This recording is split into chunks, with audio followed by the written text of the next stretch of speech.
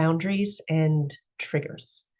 Now, boundaries and triggers are concepts that come up a lot. Implementing them, that's an interesting thing. And so I've come up with a little formula that I put together that's part of our mental health booster session that speaks to how do you actually put up a boundary. And one of the key components, I believe, is that you have to start with you. And that means emotionally regulated, nervous system regulated, or as we like to call it, stacking, that you're stacking well in those moments. And if you're not stacking well, you know how to deploy your superpower of pause, stack, and come back. And so with boundaries, starting with you, very important. The other way of implementing boundaries that I love is the validate technique.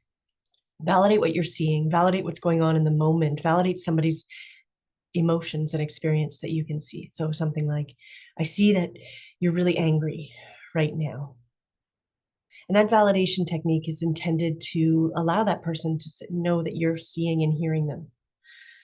And then put up the boundary.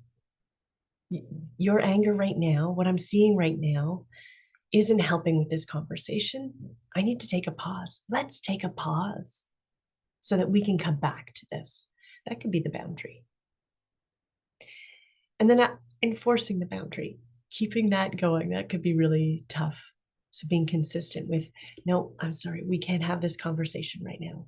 Let's take a pause and we'll come back to it because it's that important to me.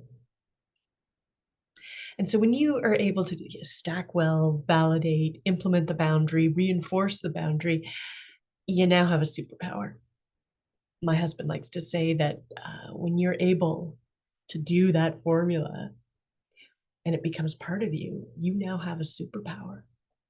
Your superpower. And he said to me one day, he goes, you can see through walls, Sherry. You can see through walls.